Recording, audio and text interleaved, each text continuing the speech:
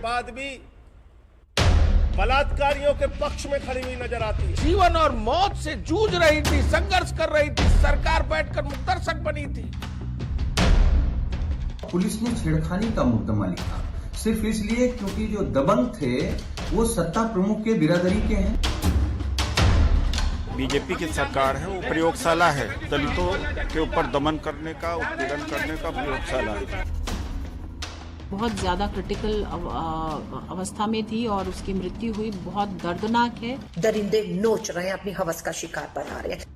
सुन लिया आपने, समझ लिया आपने, कुछ नया नहीं है इन बातों में, इन बयानों में। जो विपक्ष में है वो इंसाफ की मांग कर रहे हैं, जो सरकार में है वो कह रहे हैं कि ठोस कदम उठाएंगे, कोई बख्शा नहीं जाएगा। कोई फांसी की मांग कर रहा है तो कोई कह रहा है कि ऐसी सजा मिलेगी कि अपराधी थर-थर कांपने लगेंगे। नहीं है,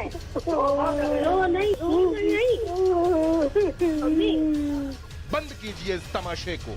आपके बयानों से, आपकी बातों से वो बेटी लौट कर नहीं आने वाली जिसके साथ क्रूरता की हदें पार की गईं। वो बिटिया वापस नहीं आएगी जिसके साथ 4 दरिंदों ने गैंगरेप किया, उसकी जुबान काट दी, उसकी गर्दन तोड़ दी, उसके बदन पर भयानक जख्म दिए। हाथरस की बेटी के साथ दरिंदों ने जो किया वो बताने में हम कांप रहे हैं हुजूर।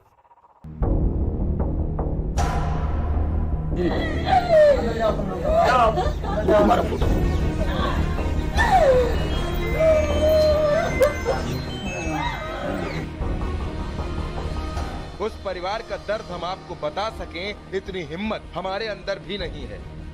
बेटी बचाओ वाले तमाम नारे खोखले लग रहे हैं। महिला अस्मिता के सारे दावे बेकार साबित हो रहे हैं और हवा हवाई लग रहे हैं वो सारे दावे जो प्रदेश में बेटियों को सुरक्षित माहौल देने का दम्भ भरते हैं। सरकार चौराहों पर शोहदों के पोस्टर लगवाते रहिए आप।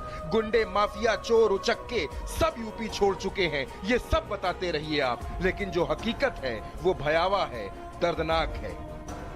इन चारों चेहरों को देख लीजिए, इन चारों दरिंदों को पहचान लीजिए। ये कहीं से भी इस समाज में रहने के लायक नहीं।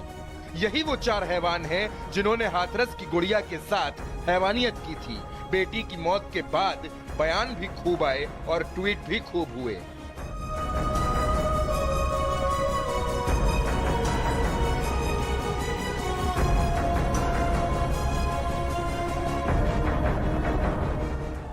अखिलेश यादव ने कहा कि आज की असंवेदनशील सत्ता से अब कोई उम्मीद नहीं बची। मायावती ने सरकार पर निशाना साधा और कहा कि पीड़ित परिवार की मदद की जाए और मामला फास्ट ट्रैक कोर्ट में चले। तो कांग्रेस की महासचिव प्रियंका गांधी ने कहा कि एक के बाद एक रेप की घटनाओं ने उत्तर प्रदेश को हिला कर रख दिया है। कुमार विश्वास ने यूपी सरकार पर निशाना साधा और कहा कि उत्तर प्रदेश में मानवता, प्रशासन, नैतिकता, व्यवस्था, कानून और पुलिस को अंतिम प्रणाम। गैंग रेप के मामले को पहले रेप की धारा नहीं लगाती। 4 लोगों ने इस दुर्दांत घटना को अंजाम दिया, उसमें सिर्फ एक का नाम लिखती है। क्यों नहीं चलाए गए उन 4 अपराधियों के घर पर बुलडोजर? क्यों नहीं पलटी उनकी भी जीप? क्यों नहीं उनके ऊपर राष्ट्रीय सुरक्षा कानून के तहत, एनएसए के तहत कार्रवाई हुई? योगी जी, हाथरस की बेटी जीवन और मौत से जूझ रही थी, संघर्ष कर रही थी, सरकार बैठकर मुक्तदर्शक बनी थी। आखिर सरकार ने गंभीरता से क्यों नहीं लिया? उसके इलाज की प्रॉपर व्यवस्था क्यों नहीं की? कौन है इसका जिम्मेदार? और निश्चित रूप से सरकार को जवाब देना होगा। मुख्यमंत्री जी, और कितनी बेटियों के साथ इस तरह की घटना होगी? हाथरस में दलित युवती के साथ जो 14 तारीख को गैंगरेप हुआ, उसकी जीभ काट दी गई, उसकी रीढ़ की हड्डी तोड़ दी गई और पुलिस ने छेड़खानी का मुकदमा लिखा सिर्फ इसलिए क्योंकि जो दबंग थे वो सत्ता प्रमुख के बिरादरी के हैं। जब बाद में दबाव बढ़ा तब पुलिस ने अलग से मुकदमा में धाराएं बढ़ाई। आज वो बेटी हमको आपको छोड़ के चली गई, उसकी मौत हो गई। इसके जिम्मेदार कौन है? इसके जिम्मेदार योगी जी खुद आप हैं। सरकार का कहना है कि कानून व्यवस्था बिल्कुल ठीक है और इन अपराधियों को बख्शा नहीं जाएगा। हमारे मुख्यमंत्री जी भी बहुत दुखी हैं और पूरी की पूरी सरकार उस परिवार के साथ संवेदना प्रकट भी कर रही है। जल्द से जल्द हम लोग चार्जशीट लगाएंगे और अभियुक्तों को ये कोशिश की जाएगी कि हम इस केस को फास्ट ट्रैक करें और मैक्सिमम सजा दिलाएं। आज अगर ये बेटी शासन प्रशासन अगर मदद करता उत्तर प्रदेश सरकार, माननीय मुख्यमंत्री जी संज्ञान लेते इस बेट का, वो अपने ऑफिस बुला रहे हैं इनको परिवार को, जबकि मुख्यमंत्री को इनके घर आना चाहिए था पीड़ित परिवार को।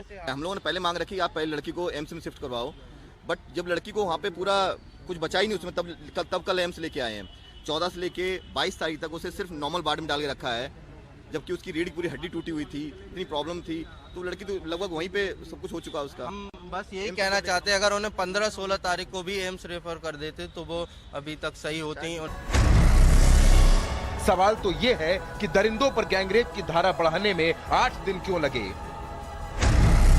दरिंदों को पुलिस क्यों बचाती रही? दरिंदों के घर बुलडोजर क्यों नहीं चला? जिले के एसपी डीएम पर कार्रवाई क्यों नहीं हुई?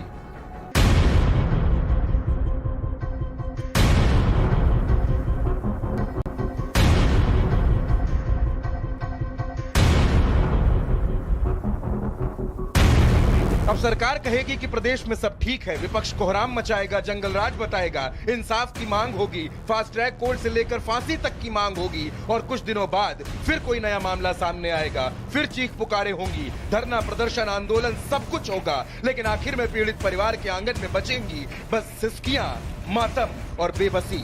सियासत अपना काम करती रहेगी और शायद उत्तर प्रदेश में बेटियां ऐसे ही मरती रहेंगी।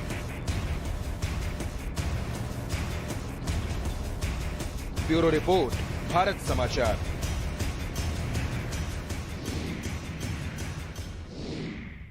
हाथरस की गुड़िया की मौत के बाद दिल्ली पहुंचे महिला कांग्रेस